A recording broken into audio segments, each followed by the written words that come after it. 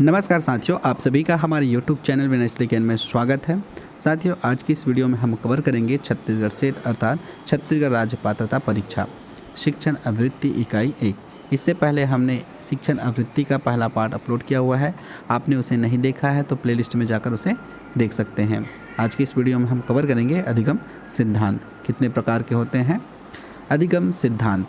अधिगम सिद्धांत 4 प्रकार के होते हैं, जिसमें व्यवहारवादी सहचर्य सिद्धांत होता है, ज्ञानात्मक एवं क्षेत्र संगणात्मक सिद्धांत, मानवतावादी सिद्धांत और निर्वृत्तवादी उपागम। ये 4 सिद्धांत होते हैं, आप इसे अच्छे से याद रखेंगे।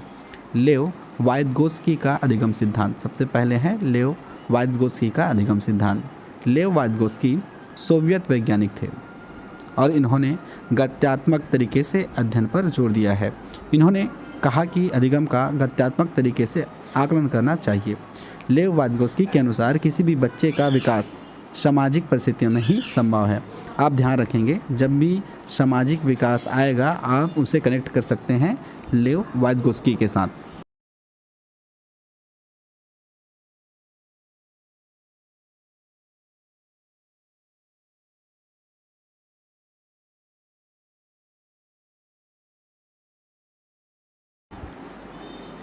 सहकारी अधिगम प्रभावी होता है, लेव वाइत्गोस्की ने बताया है। वाइत्गोस्की के अनुसार मानव विकास हेतु सामाजिक संदर्भ अत्यंत आवश्यक है, इसलिए वाइत्गोस्की को सामाजिक सृजनवाद का जनक भी कहा जाता है। ध्यान रखेंगे, ये काफ़ी इंपॉर्टेंट है कि इसे सामाजिक सृजनवाद का जनक माना जाता है। तो आप बता सकते हैं कि वाइत्गोस्की को कहा जाता है। वाइत्गोस्की ने अधिगम के क्षेत्र में समीपस्थ विकास क्षेत्र के संप्रत्यय को लोकप्रिय बनाया है। देखिए, समीपस्थ विकास क्षेत्र ये पूछा जा चुका है टेट में, ध्यान रखेंगे। वाइत्गोस्की के साथ इसे कनेक्ट कर लीजिएगा। वाइत्गोस्की के सिद्धांत को सामाजिक विकास का भी सिद्धांत कहा जाता है। बच्चों का संज्ञानात्मक विकास सामूहिक प्रक्रिया द्वारा संभव हो पाता है। बच्चे सामाजिक अंतःक्रिया द्वारा भी सीखते हैं। वाइत्गोस्की के अनुसार विकास जन्म से लेकर मृत्यु पर्यंत तक चलती रहती है। बच्चा जन्म लेता है और जब उसकी मृत्यु होती है तब वो ख़त्म हो जाता है।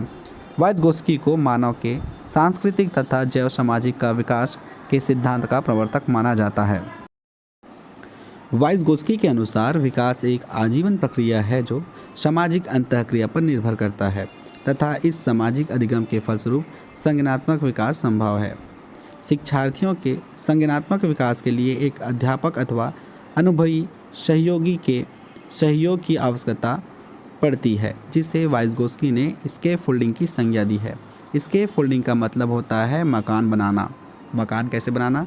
देखिए, मकान बनाने के लिए सबसे पहले नींव की ज़रूरत होती है, उसके बाद आप उसमें पत्थर लगाते हैं, उसके बाद ईंटों को सीमेंट और रेत के मिश्रण से जोड़ते हैं। तो इस प्रकार धीरे धीरे आपका मकान तैयार होता है। उसी प्रकार शिक्षण व्यवस्था में आप बच्चों को सबसे पहले अक्षर ज्ञान, जोड़ घटाना, आप उन्हें धीरे धीरे ज्ञान देते हुए एक बुद्धिमान व्यक्ति बना लेते हैं। तो इसे ही वाइत्गोस्की ने स्कैफोल्डिंग की संज्ञा दी है कि आप बच्चों के विकास में, बच्चों की शिक्षण प्रक्रिया में आप उसे ज्ञान को धीरे धीरे दें, तो उसे ही स्कैफोल्डिंग कहा गया है।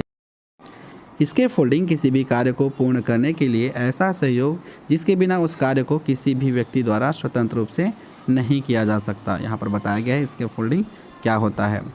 उनका मानना था कि अधिगम 2 स्तरों पर संपन्न होता है। पहला, एक दूसरे के साथ अंतःक्रिया तथा दूसरा, अंतःक्रिया के फलस्वरूप प्राप्त अनुभवों को मानसिक संरचना में समाविष्ट करना।